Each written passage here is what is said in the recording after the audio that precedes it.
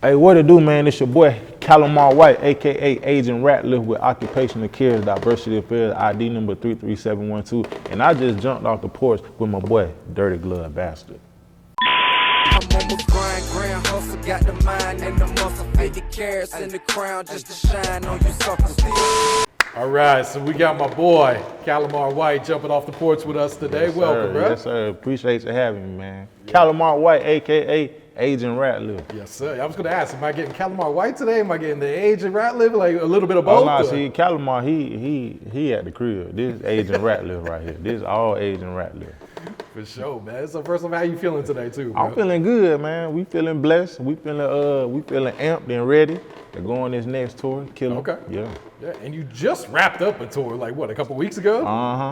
But the folks, they need me back in the field to go to these jobs. So I'm like, man, Ratliff, we only going on tour. Yeah. We only going on job when it's time to go on tour.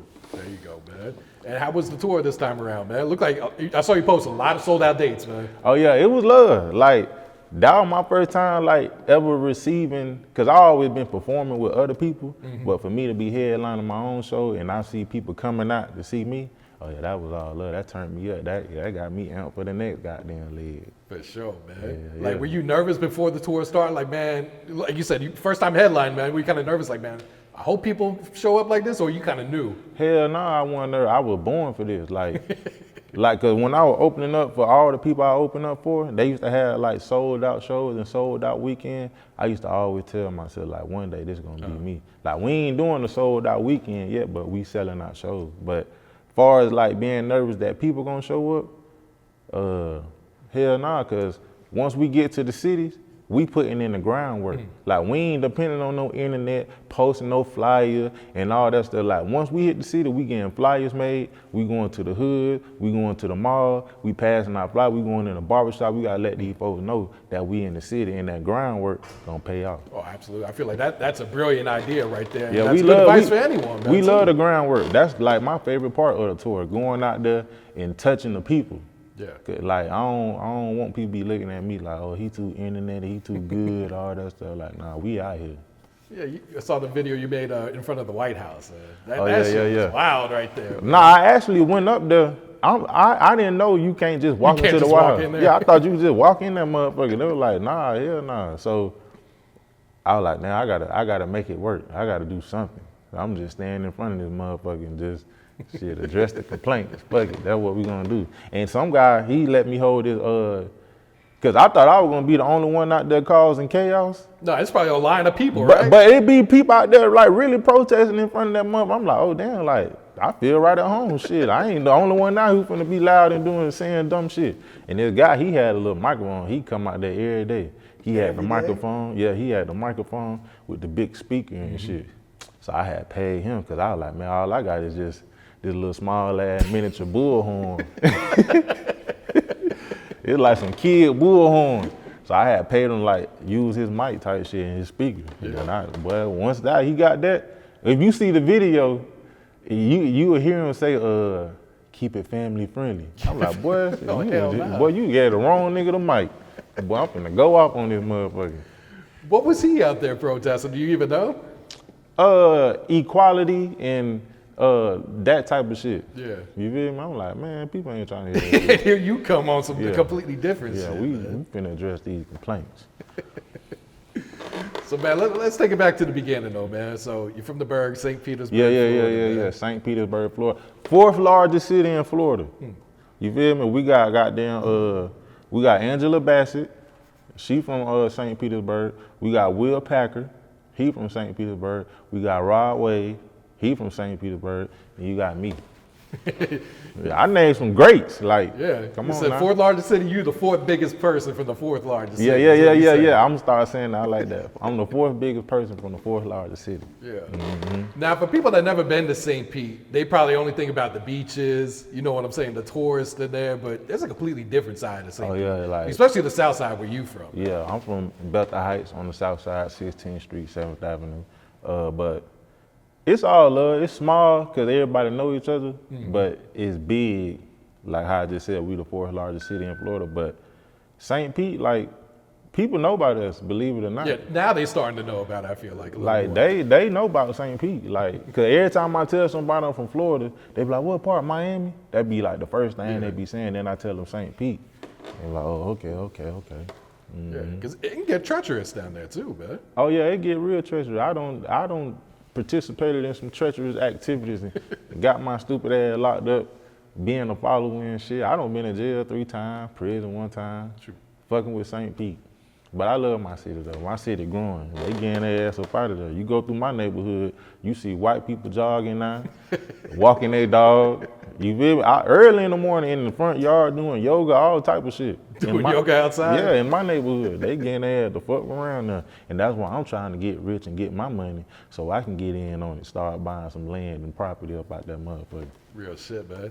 Yeah, and I like how you represent for St. Pete. For people that don't know, your badge number is the St. Pete area code. Yeah, zip code 33712. Yeah, the zip code. I've been putting it in their face since the beginning. Repping my city since the beginning. Real But shit. you know, people don't catch on to I mention it. They're like, really? "Oh damn, you dead ass right, that is St. Pete zip code." I'm like, "Yeah, nigga, shit." So growing up, you were the only child, right? Mm-hmm. Man, so like, what was your relationship like with your parents and all that? My relationship with my mom, I'm only child like you said, so we was always close. My dad, he was in the army. Okay. He served in the military and stuff. Me and him got a relationship, so me and my dad, we cool.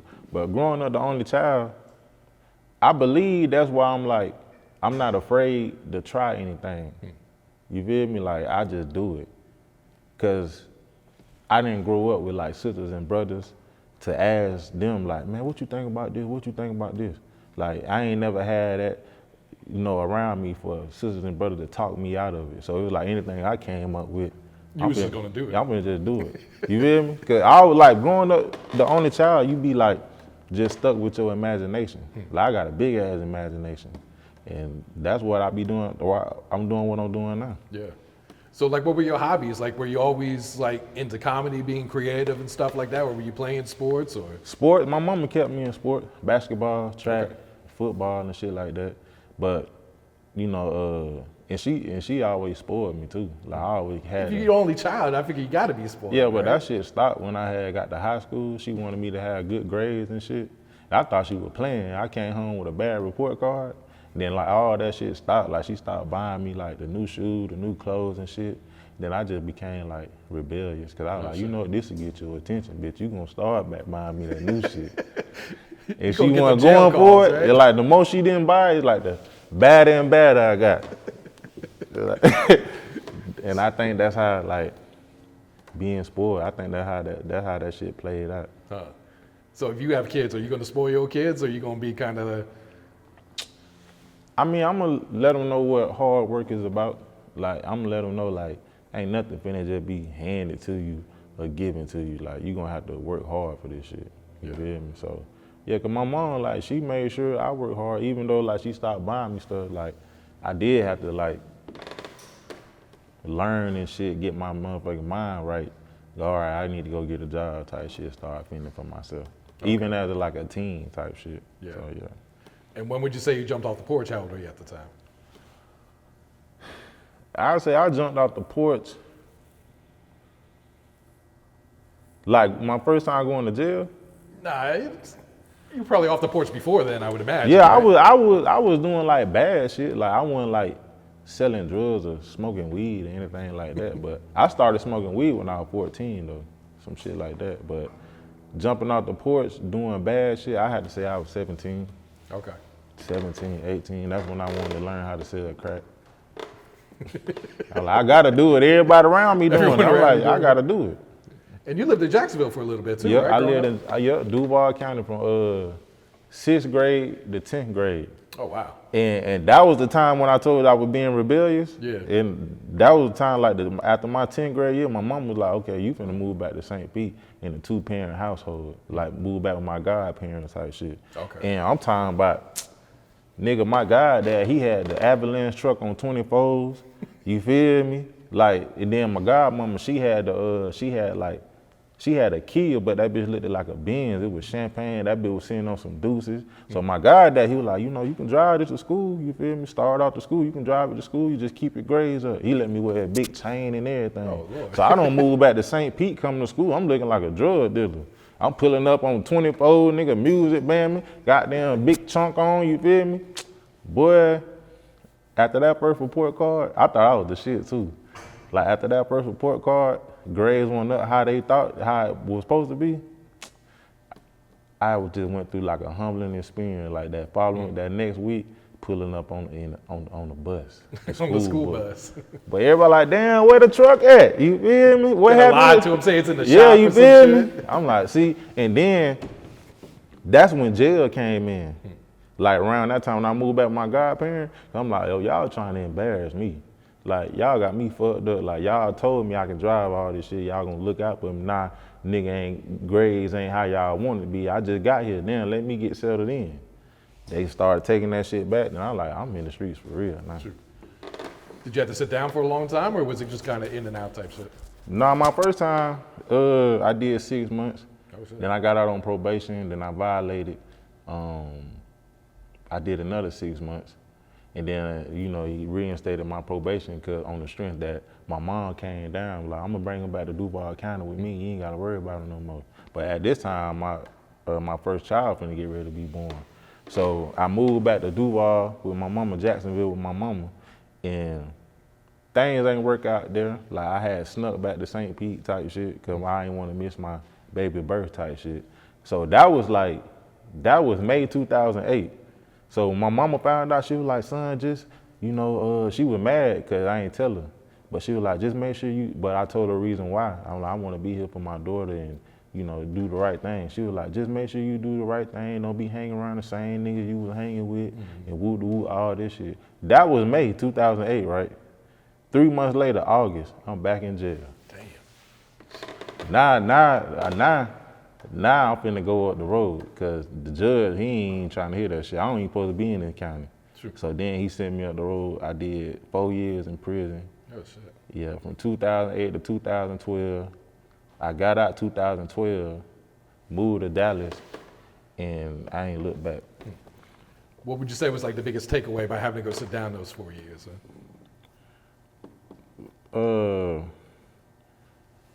My biggest takeaway is like, I ain't fucking with niggas.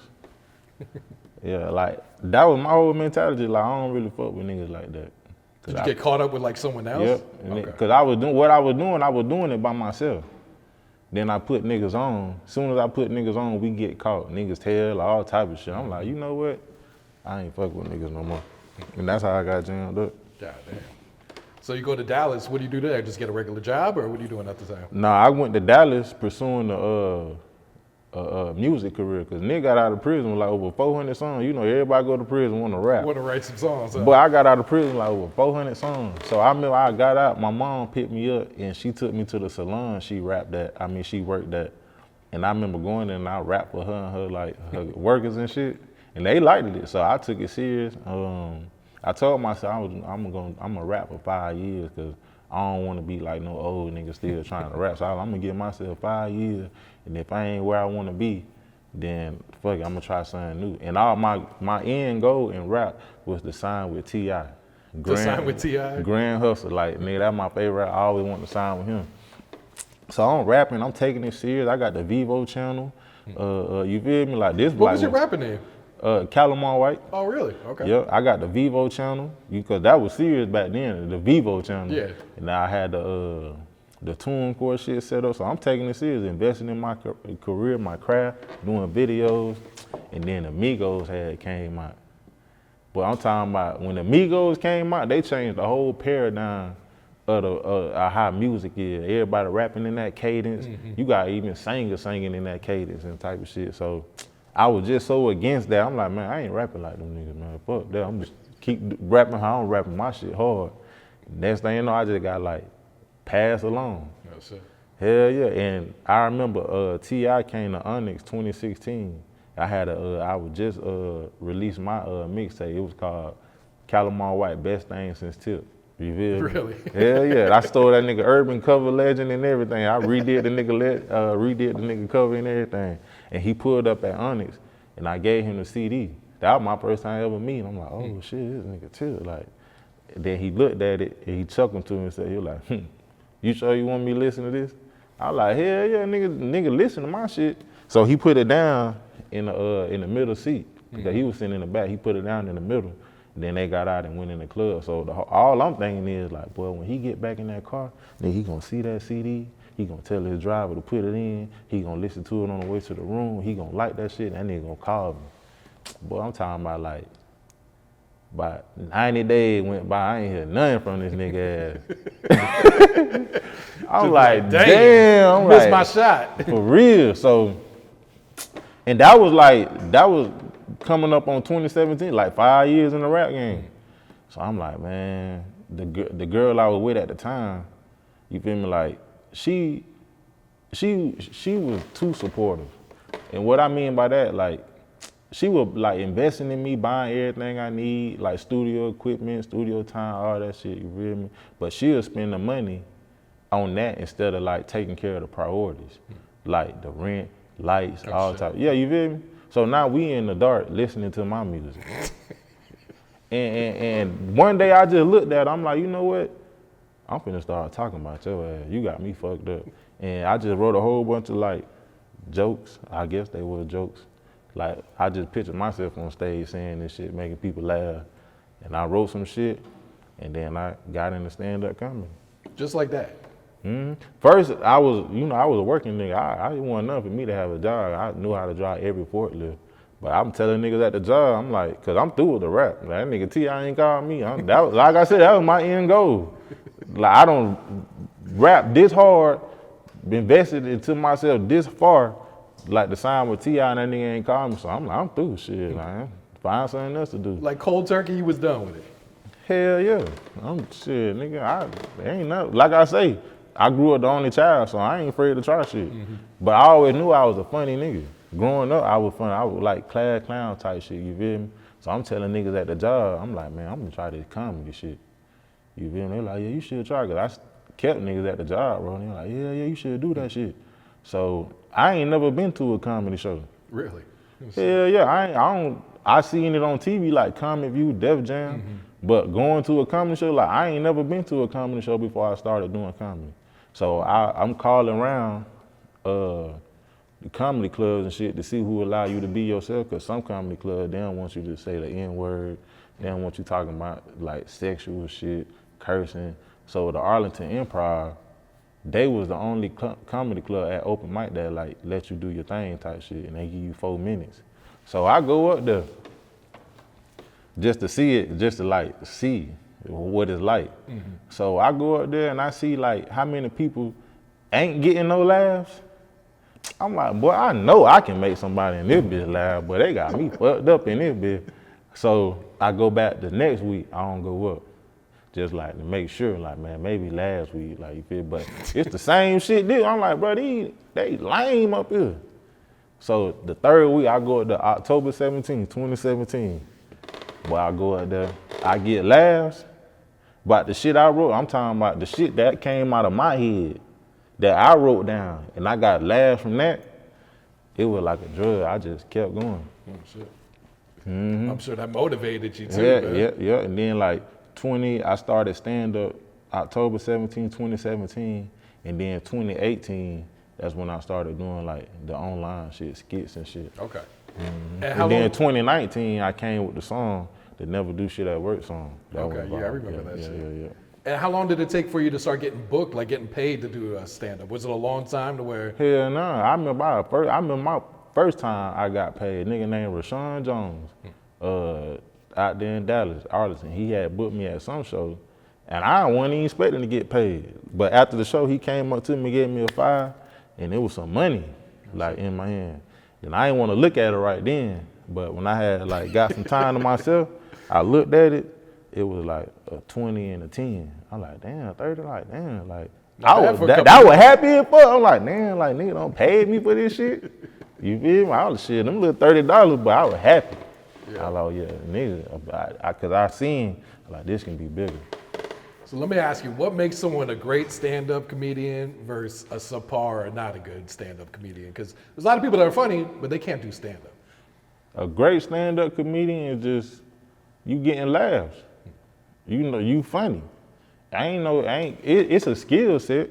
You know, callbacks and crowd work and all that type of shit. It's a skill set, it's a craft, but if you good at it and you can make people laugh, people coming to see you, you having sold out shows, and you can do it for a long period of time, that make you a great stand-up comedian. Is there anything off limits when you're doing stand-up? Ain't nothing off limits. And we need to get back to that. Like all that censorship and cancel culture, we stand-up comedian. We here to say what y'all thinking. But just say it in a clever way. Don't come off like just straightforward and malicious with it or ill intent.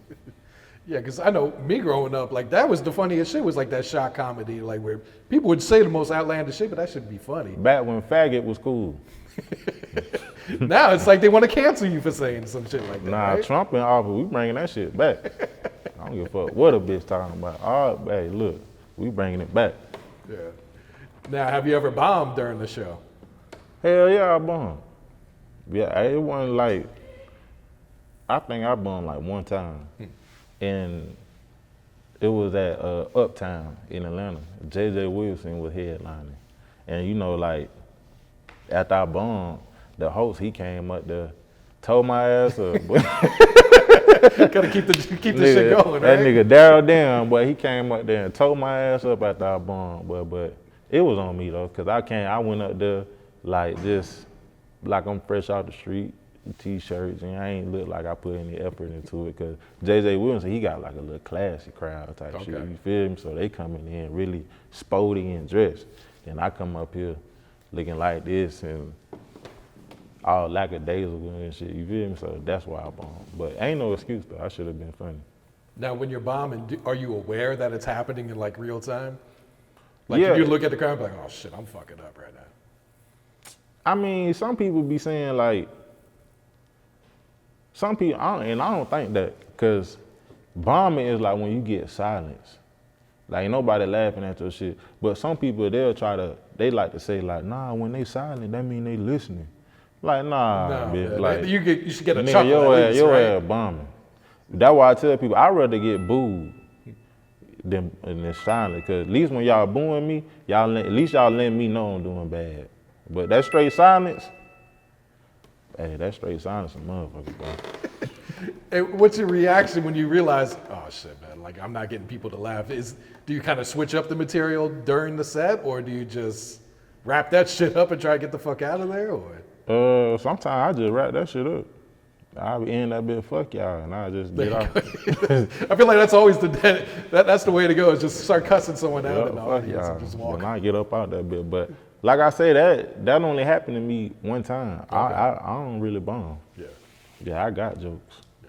And how much do you prepare for each show then? I got a set list. Cause that shit like songs to me. Like I got a set list. I look at it like the title of like you looking at the title of the songs. Mm-hmm. That's how my jokes is. So I know what I'm about to do. And then like when I'm in the moment on stage, like freestyle shit just come to like new shit out the dome just come to me. So and that's another thing, like the skill set of comedy, knowing like how to get back into your shit. Cause a lot of people can't do that. Like a lot of people, they'll be into their joke, and after they joke, they'll do some crowd work. Then they'll be like, damn, like where I was at in my set. But I know how to use the crowd work to transition right into my set, the joke I'm about to say. Yeah. And that's a skill set. A lot of people can't do that. Yeah, I feel like adding some improv in there is definitely good too. Yeah, I definitely improv. I start my show off with crowd work. Oh, for real? Because Atlanta taught me that. Yeah. Atlanta, I remember I first moved to Atlanta and doing the open mic circuit, and I thought I could just go on stage and get straight into my material. And I realized it don't work like that out here, like especially in Atlanta. Like you gotta show us you funny.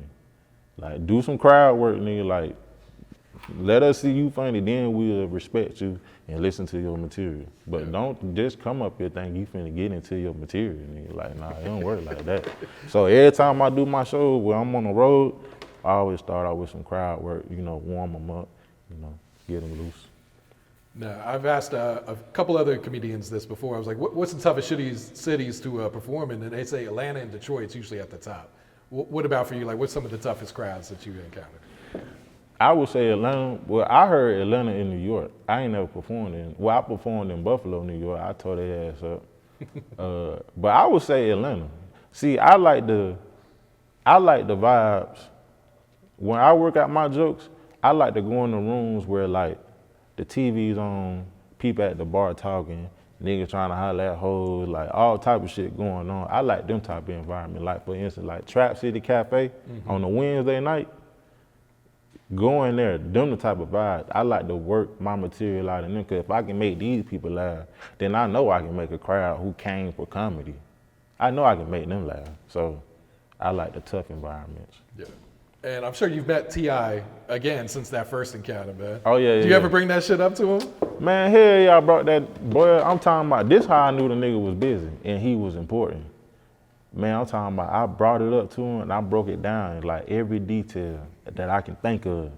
I told him about the gift, because I gave the nigga a birthday. It was his birthday. I gave the nigga a birthday gift too, a foxtail. When nobody wasn't wearing foxtails and shit. And then, like I say, my album cover was the same as his, the Urban Legend, but it was my pay, I redid it.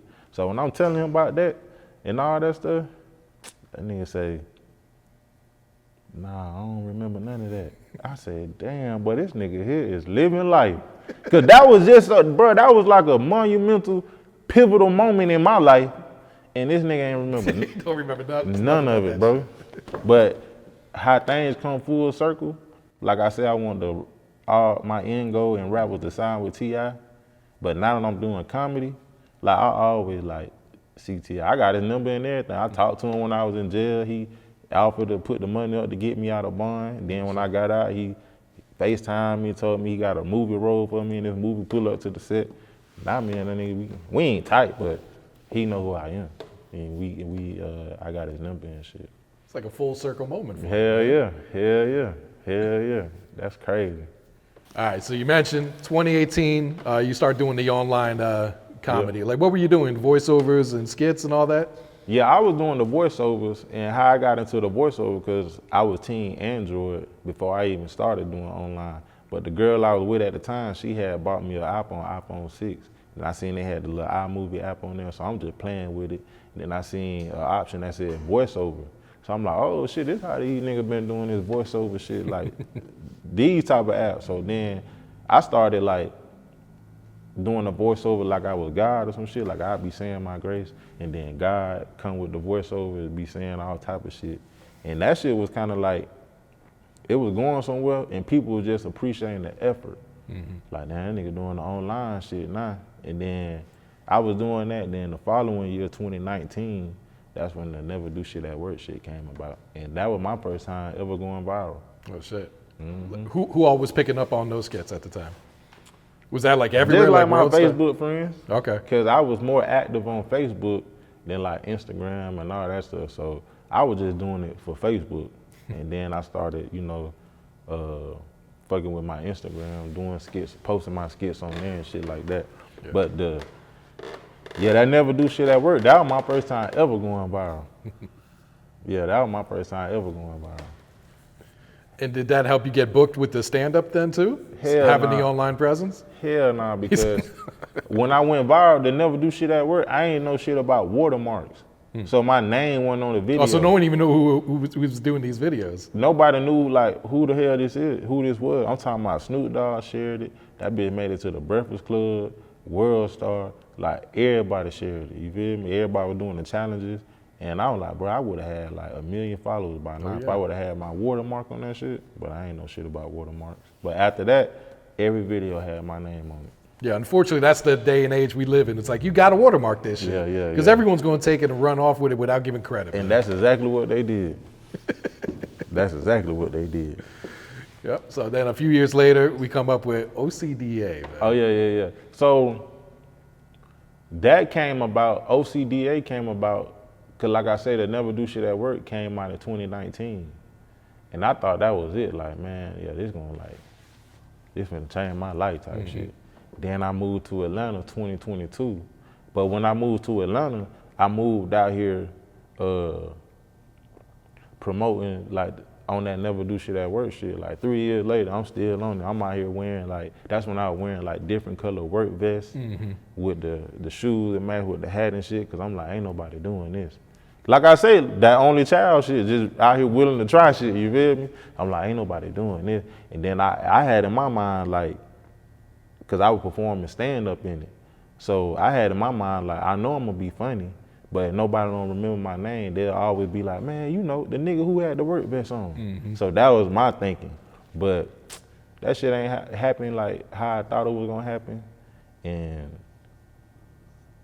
I was just at home, just like mad and frustrated and shit that things ain't going my way. I moved to Atlanta and this shit ain't popping how I thought it was gonna pop. Cause you know, you hear the stories. Like out of towners, like when they got something going, people always be like, man, you moved to Atlanta, boy, that shit gonna take off. That shit gonna take off, you moved to Atlanta. And that's what I thought, and that shit ain't happening how I would. It ain't happening in the timing that I had in my mind. So I was just mad and frustrated at the crib. And one day, something just made me post on my story, like, man, I'm going live later on. You want me to cuss out your boss, send me the number, I'm gonna cuss their ass out. And I went live. And I ain't gonna lie, like when I first went live, we were averaging like 15, 20 viewers. You feel me? But after my first time going live, nigga had called me, he was like, bro, don't get discouraged by the views, just keep going. Like what you doing, this shit genius, like ain't nobody doing this, so keep going, just keep going. So I kept going. And where did you go the first time? Like whose job did you pull up at? No, I'm on Instagram Live. Calling people, the complaint calls. Oh, calling them, okay. Yeah, I'm calling bosses. Yeah. Okay, the complaint call, I call it Calimar's complaint call. That's right, I remember that. So boom, I'm in regular clothes, just calling people bosses, cussing their ass out. And Instagram only let you go live for an hour. So I did it 8 weeks straight, an hour of non-scripted comedy type shit, you feel me? So I took a month off, then I came back, you know, season 2. Now I come back like with the uniform on. So everybody like, oh damn, this nigga taking this shit serious. Like, this nigga got a whole uniform and shit. So the first episode I asked people, I'm like, man, how many episodes y'all want me to do this season? Y'all want me to do 8 or 10? So everybody like, do 10. But after season 1, we ended averaging like 60 to 75 views type shit after season 1. But season 2, when season 2 crunk up, we started out like 120 type shit. You feel me? So long story short, I want to say like the 3rd or 4th episode of season 2, I get into it with some nigga on the phone. I'm like, you know what? You keep talking, like, boy, we'll come up there and shut all that shit down. And it's like the light bulb had went off. I'm like, you know what? I'm finna start going to people's jobs for real. And then that's how I started going to people's jobs. Which one was the first one you pulled up? Do you remember? Yep, it was damn, what's the name of that bitch? It's called 40 something. It's 40 something. If whoever watching this video, they live in Atlanta and they work at a company called 40 something, they'll know exactly what I'm talking about. But that was my first job I went to.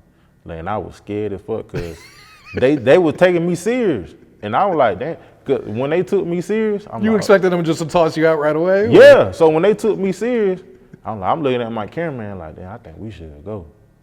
But then the other side of my brain like, nah, nigga, we need the content, nigga. You might well do it, you here.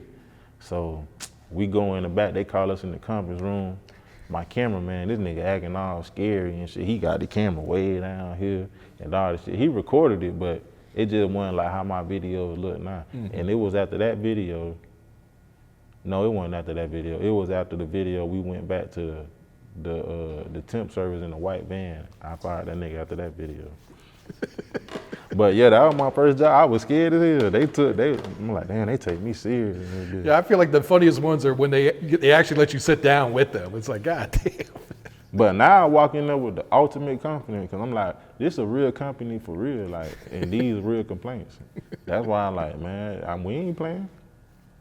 And I gotta ask, like, how do you keep a straight face? Because some of these complaints are so off the wall. I'd be cracking up. I'm glad you asked that.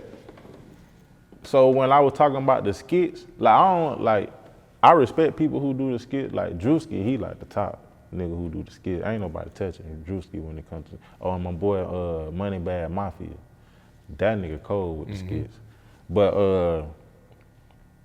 how I keep a straight face is because with the skits, you can always, like, if you don't like some shit, you can stop and record it and do it over till you get it right.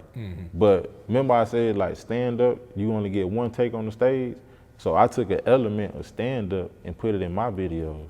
Cause when I go in these jobs and then I cuss their ass out and then I leave, I can't look at my videos and be like, I don't like that. I wonder if I can go back in there and cuss their ass. Yeah, you only get one shot. One shot. So that's why I keep a straight face. Cause I know I ain't got no time to be in here playing.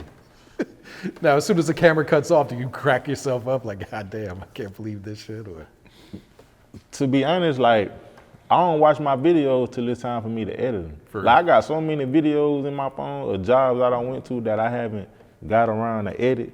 That's when I start like laughing and shit, cause it be like, I be forgetting what I said. Yeah. I'm like, when I hear that shit, I'm like, God damn, that nigga, that nigga tore their ass up in there. yeah, you got the catchphrase "time out." Like, Yeah. You remember when you out. started doing that? Was that like on the first one, or was that some shit you thought of? It was I like, think I was saying time out on the complaint cards. okay. But when I started saying, once I write it down, it become true, that was like on the fly. I'm gonna start saying that. You thought of that on the fly, really? Yeah, I'm gonna start saying that shit. That shit hilarious, man. Do you remember which one really went viral the first time? The first one that went viral, I think all of them started. At this point, yeah. Now, when I first started doing it, Really, the first one went viral? because it was different and it was something new. Like, people ain't never seen this before. And then I just kept doing it. I was just like, the more I kept doing it, the more serious it became. Like, the feds showed up to my door and everything behind it. And I'm the first comedian that ever had the feds show up to their door behind some content. Niggas ain't doing that. And the Fed showed up because you were saying OSHA, right? Yeah. Or your badge said OSHA? Yeah, but I didn't know OSHA was like a big company like that. Like, I didn't know they were fucking the government. I just thought they were like a company that's over, like, in charge of like safety and shit. People get scared of them and shit like that. So I didn't know they was a big company. But I tell you what, I'll never say their name again. I don't want no problems with them. They showed up to my door.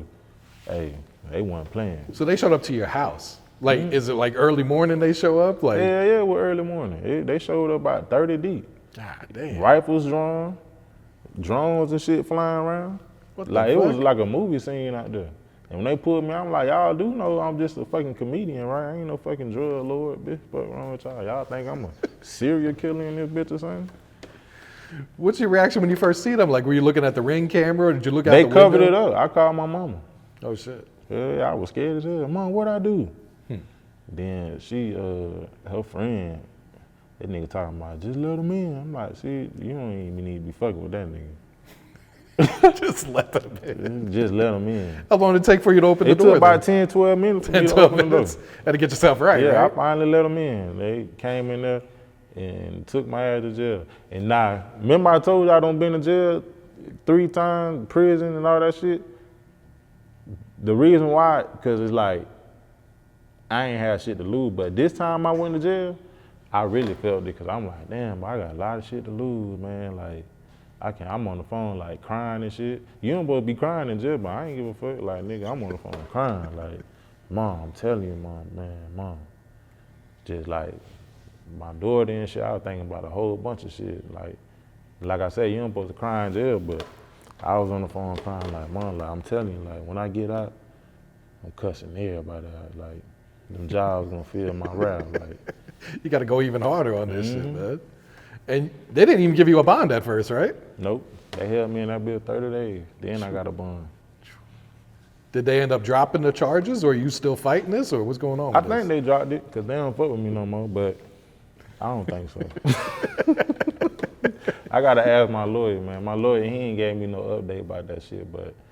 Because this was last year, right? Yeah, he say, long as they ain't bothering you, man, you good.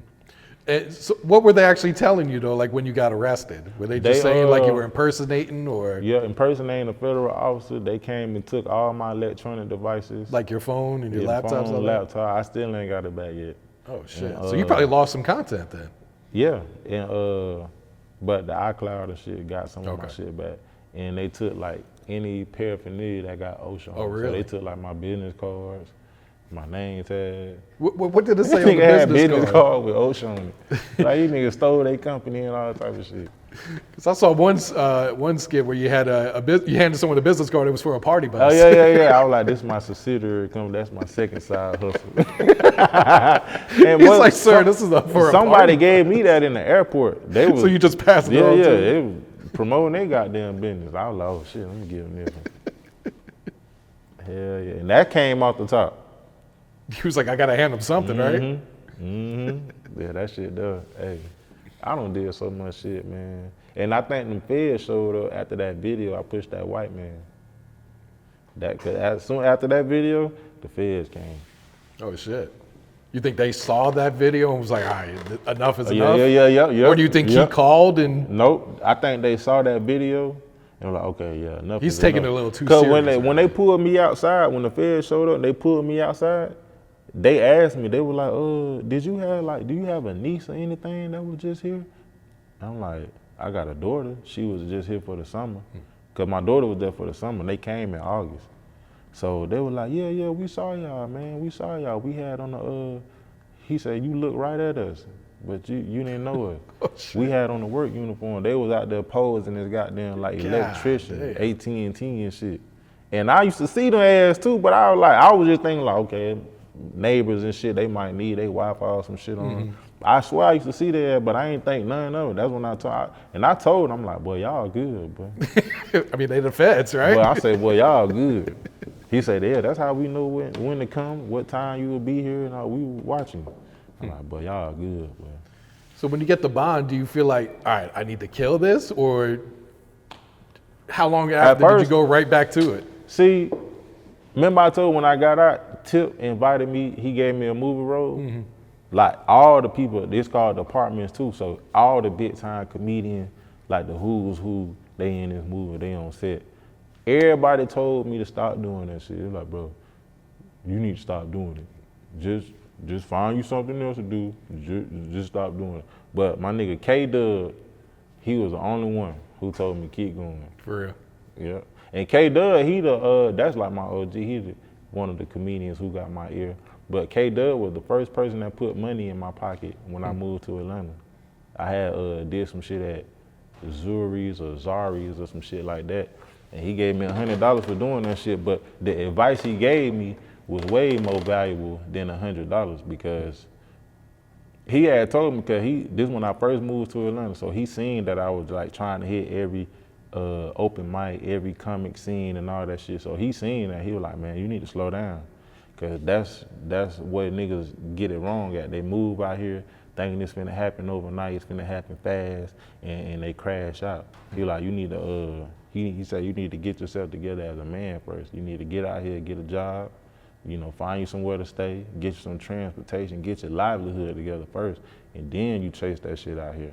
And that's exactly what I did. And once I got my place and shit, that's how the OCDA came about because I had my own place and I was able to like think straight. Cause that's all niggas be needing is their own place. Hell yeah, a nigga jump in a relationship just to have a roof over their head, to stay with a girl. Nigga be needing shelter, but once a nigga get his own place, it like your mind just open up. Yeah, it's like one less thing to stress about, right? Yeah, all this came about from having my own goddamn place. Shit. And this shit's gotten so big, you be posting, like people be putting your face on a flyer.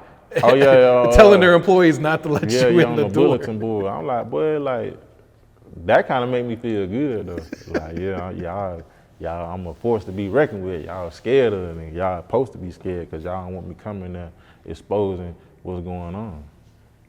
And it be a lot of fuck shit going on inside these workplaces. And you're still accepting complaints, right? Oh yeah, go to the website, OCDAofficial.com. We always accepting complaints and we always hiring. Speaking of comedians, you got like a top 5 you could share with us?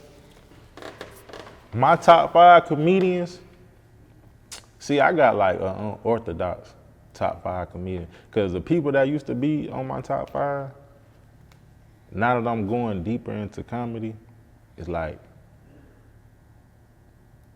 I know what I like. So my top 5 comedians, I would say Mike Epps,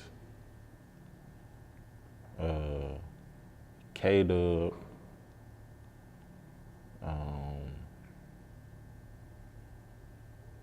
I'm gonna put Carlos Miller in there,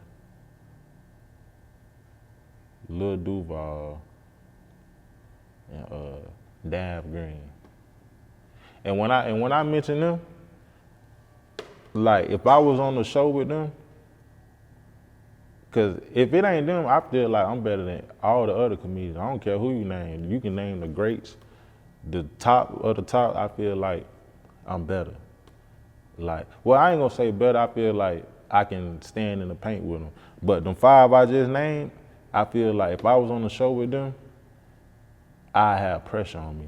Like, damn, like I gotta go out here and kill it. But any other comedian, I ain't gonna have no pressure. Like, cause you feel me? I just know like I judge people by they stand up funny. I don't give a fuck about none of the movie shit, the TV shit. What is you doing on that stage? That'll make me, that's what I find funny. If you can make me laugh on that stage, then I consider you a funny nigga. You ain't finna show me no skit, no video, and then be like, oh, he funny. Like, nah, hell nah. I don't do that. But yeah, them 5 I named, Mike Epps, K-Dub, Carlos Miller, Lil Duval, Nav Green. If I was on the show with them, I feel pressure. But any other comedian, I don't give a damn, like I said, who you name. I ain't gonna feel no pressure. Would you prefer to go on before them or after them if you were on the same show with them? Who, the 5 I named? Yeah. It don't matter. But I just know I feel pressure. But any other comedian, I go after them. They can headline. I go up there and, you feel me? Get my rocks off. Yeah. So what's your role in Partments too? I play a bald head nigga, man. The little brother of the Alley Boys, the Backstreet Boys. Cause the movie's based on the Partments, but then you got the niggas on the back street. So I play one of them niggas. Okay. I'm the little brother, and I got 3 older brothers, but I'm the you feel me? Is this your first movie role, or have you been in movies before? I played a cop in one movie when I was living in Dallas. I believe it's called The Drop Spot. Okay. Yeah, Actually heard of that, yeah. Yeah. I played a cop in that movie, and this my second role playing. Okay. Yep. Is there any role you wouldn't play in a movie, or you open to anything? I ain't playing no gay role. Yeah, you won't see me in no motherfucking gay role. I ain't wearing no dress. I put the wig on though. One thing about Hollywood, they it's either the dress or the wig. Give me the wig. Yeah, give me that wig. I put that wig on. Do you feel like that's a real thing? Like they make actors go through shit like that? Yeah, I think it'd be they be testing you, see what you willing to go for. But I ain't going for none of that. And then plus like I tell people, like I don't want all the money.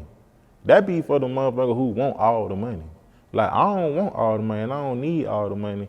And I also tell people, don't try to put that celebrity title on me. Like I'm just a regular ass businessman that happen to know how to tell jokes. So when it comes to all that, like I don't need all the money. Yeah, I don't want all the money. Too much headaches come with that shit. Yeah, that's what, like all them big roles like that, people doing that, that's for people who want all the money. Not for real. Going back to the OCDA videos, was there any videos you had to take down after you put them out because someone reached out to you and was like, yo, I don't approve of you putting me out there like this, or? I had to take down that video when I pushed the white man. For real? Yep. I think I'm going through a little lawsuit with them right now. Oh, really? People be trying to take my company down, but they can't take it down. we here to stay. I don't know what be up with people, man. This is a real company. You got real employees. I saw some white guy with you. John Cruz. Oh no, you talking about Agent Holden?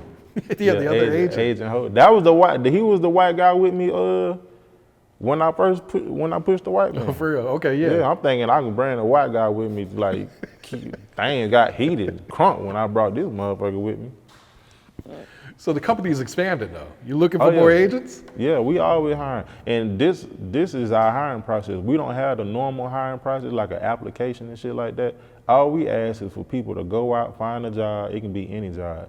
Ask for the manager, cuss their ass out about 30, 60 seconds, send us the video, and we gonna send you an employee kit. The employee kit come with the shirt, the hat, and the black notebook. And were you doing these skits while you were on tour, like hitting these other cities? Oh yeah. That's the main thing. That's why, cause out here in Georgia and stuff like that, we don't tow the city up. So we don't even go out in the field in Georgia. We wait till we go on tour and go to new cities and new states. So that's what the people waiting on. The people can't wait for Agent Rattler to get back out on the road because they know what's going down. Yeah. Do you feel like you ever went too far one time with the complaints? We don't go too far because once I write them down, they become true. They become true. Yeah, we don't never go too far because, like I said, I don't have numerous of jobs, and I know the type of shit that be going on inside the workplace. So whatever on this paper, these folks ain't got no reason to lie on you. You doing exactly what they said you doing.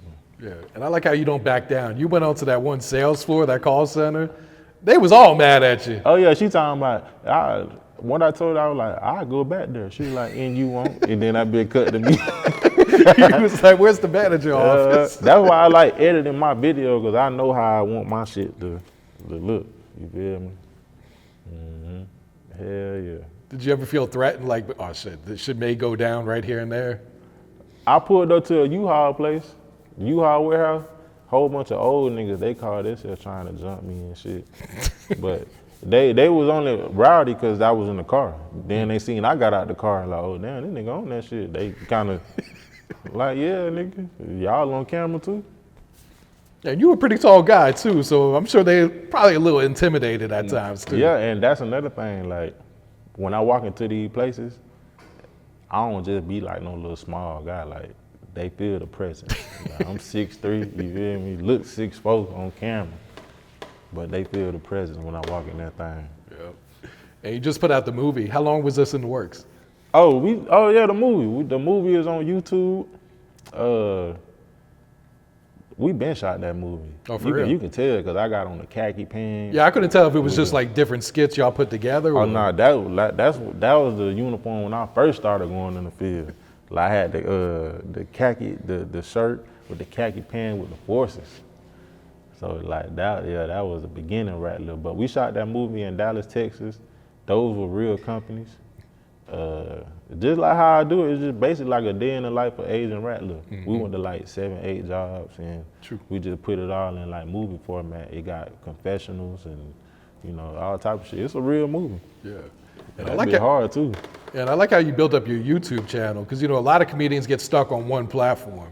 Man, YouTube is the hardest. I didn't want to do it, but K-Dub, back to K-Dub. I remember it was an open mic night. Nobody ain't show up. You feel me? So, cause Beyonce was in town. Everybody was. I was like, why y'all gonna have an open mic night? Y'all goddamn, the Queen is in the city. Ain't nobody show up. Everybody went to see Beyonce. So my partner K-Dub, he just wanted to have he decided to have a goddamn, like a little group meeting and shit, showing people how to get money on YouTube. So he told us the app to download and all this stuff and how to sign up. Some niggas pulled out their phone and some didn't. But I was the one who pulled out my phone and did the shit he said. And he was like, man, all you gotta do is just keep posting on that motherfucker. Just keep posting. And then once I started doing the OCDA videos, I was like, man, I'm gonna just post this shit on YouTube. Oh, yeah. And like I wasn't like expecting it. I wasn't posting it with the intent like, oh boy, I'm finna get my YouTube cracking. I was just posting them because like I wanted to like post on all platforms, get it out there. Next thing you know, that shit just started growing. I got the little silver play button and all type of shit. Get your plaque. I see you got 20 million views on there. Yeah. I'm like, God damn, like. And YouTube pays too. Exactly, and that's why I fuck with YouTube. YouTube is like the biggest platform that pay. But TikTok, what's so crazy about TikTok? I got 1.3 million followers on TikTok, and I be forgetting to get on that bit. Like I be neglecting that shit like a motherfucker. I don't even be fucking with it. Are you monetized on TikTok? Yeah. Okay. But I just feel like ever since that first shutdown, it ain't been the same. Really? Cause motherfuckers don't know if this bitch gonna shut down again or what. So people I stay away from it. Yeah. Because I know TikTok, they a little more strict than like exactly. I be posting videos on there. Next thing you know, boy, they don't remove the sound, all type of shit. I'm like, bro, that's what kind of made me neglect it. Cause I'm like, bro, y'all are too strict over here. Yeah, they were taking down some of our interviews just because people were smoking, and it was like, God damn. That's what I'm saying. Yeah. So looking ahead, what should fans expect 2025? We're going back on tour, right? Yeah, we going back on tour in June. We going back on tour in June. New cities, new states. Because when we posted the first tour flyer, it was a lot of people in the comment like, They be damn, mad. Where my city at? Damn, what about South Carolina? So I'm like, yeah, all the cities that I haven't been to, we finna touch them cities. So it's gonna be like 20, 25 more new cities. Like I say, once I'm out in the field, once I'm out in these cities, we are going in the field, new jobs. So it's gonna be a whole bunch of new content coming. We in talks right now with a TV network. They trying to make this into a TV show, like real network, none of that bullshit. What else we got going on? Podcast. We looking at, we finna bring the complaint calls back. Oh, really? Okay. Yeah, but I said if I bring it back, I don't wanna do it like on Instagram Live. It gotta be like bigger type shit, you feel me? So we gonna bring that back. Nah, that's gonna be big right there, man. Then the tour I told you about, I don't want to speak on it, but that might happen in November. The White is Right tour. Okay. I told you about it. Yeah, that'd be major right there, man. Fuck it, I'm gonna say it. Me and Charleston White, man. Fuck it. Y'all going on tour together? Yeah, we trying to put it together. We trying to kick it off in November. Cause his name, C White, I'm C White. We might name that bit the White is Right tour. What's your thoughts on Charleston White, man? Charleston, the truth, boy. I know his delivery might be kind of like unorthodox, but if you listen to the message in it, you like, man, you can't even be mad at the message. You be like, man, that nigga, he right. And shit, I fuck with him. Yeah, he's one of the most controversial people of all, man. But he's made a killing off of that shit, though. Yeah, cause it really be the truth. People just don't like how he put it, but that should be the truth. And he understand how the power of what you say, like shock value. That's really all it be, shock value. Like, fuck that baby, shock value. Shock value, motherfucker gonna be shocked. Not real shit. Like my content, like it's shock value. Motherfucker don't know what I'm gonna do. Yeah, I feel like you're an equal opportunity offender. Like, it don't matter who it is. Yeah, and people be trying to call me racist and shit. I'm like, man, I go up on black people, nigga, Chinese, Hispanic, white, it don't matter. If your ass in a position of management and you an asshole, I'm coming to see about you. Has anyone ever sent you a complaint that you was like, damn, maybe they went too far with this complaint, or? Nah, see, how I go through my complaints, cause I got like over 50,000 complaints. God damn. And them hoes, they keep coming in. But how I go over, like if it's funny to me, like the complaint's funny, they be like, I tell myself I'm gonna do this one. You feel me? And like I do like 7 to 8 a day. Oh shit. Yeah, I try to knock my content out that's like smart, yeah. one day type shit. Now, do you scout out the places beforehand, or you just pull up and you just walk right we in? just pulling up.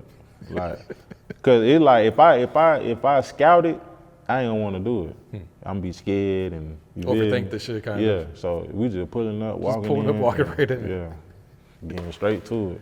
And what would be the cameraman's reaction too? Would he be laughing? Like, can he keep a straight face during this shit too?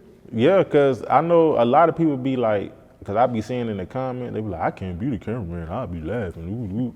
But hell nah, like once you get into it and you see, that's why like when I go to these cities and I'm looking for a cameraman, I like to have regular people. That way like, once I'm in this city, at least I know it's one person that can vouch for me and say, like, nah, I went with him. That nigga be going to real jobs for real. Like, and that's all I be caring about. So that's why all my every city I went to, every job I did to in the city, my cameraman was just a regular person. Cause you're like, we don't got no how, we doing all this shit off the phone. I'm telling you, just follow me with the camera and pan that motherfucker. You don't gotta do nothing else. So, they don't, but the cameraman, they don't be laughing because they understand like, oh damn, this nigga serious, this nigga really. It be a shock to them like, oh damn, this nigga really going to these jobs and like, yeah. Yeah, because usually so there don't be no laughing matter. Like it be, it don't be no laughing matter. It really be kind of like intense. But I just know in the back of my mind, I just always tell myself, remember to be funny. Because I hate when they be like, I done went to some job, they actually be trying to solve the problem. Oh, for real? I'm like, bro, I ain't here, but I'm here to like get you riled up and get some content. But I know where to get them riled up and make them want to get rid of me. I fire that cigarette up on their ass. Once I fire that cigarette up, yeah, it's time to go. Oh yeah, they finna be mad. Is that like the last resort that you have there? That cigarette. You start packing them. Like, yeah, I don't even smoke, so I hate them. But I just know they hate them even more. Because that'd be the first thing they say. Oh, this is no non-smoking workplace. You just fire that shit up. And then I read them their future. Let me tell you what's gonna happen to you. Yeah, like the cameraman, he's got to be tough too, because that's the first one they single out is you can't film here. They be pointing right at. Yeah, when we was in Tampa, the lady tried to attack my cameraman. She For did real? and broke my motherfucking mic. God damn. It's pinned on my page. When I told the lady, you gonna get married and your husband, he ain't want to do no penetration. He just gonna want to do straight scissor. Booty hole on coochie. And she lost it, boy. She went after the cameraman? Yeah, she lost it. She lost it. I'm sure that's some shit you thought on the fly too. Oh, Like yeah, you didn't have that one written down. Yeah, that was on the fly. That's hilarious, man. Go ahead and plug your social media so everyone know where to follow you at, just in case they not following you, man. Yeah, man, y'all can follow me on all platforms, TikTok, Instagram, Facebook at Calimar White. That's CALIMAR_White. And y'all can follow my YouTube channel at OCDA Official. And plug the website where they can file a complaint. And if too. y'all got complaints about y'all manager or supervisor that y'all want to cuss out but y'all can't, go to our website and file y'all complaints at OCDAofficial.com. For sure. And you got any shout outs you want to give before you wrap it up here, bro? Shout out to God, first and foremost. You know, I want to give big shout outs to him. Shout out to my ancestors, shout out to my well wishers, and shout out to my company, OCDA. We the biggest. I'm on my grind hustle, got the mind and the muscle, 50 carats in the crown just to shine on you suckers. Still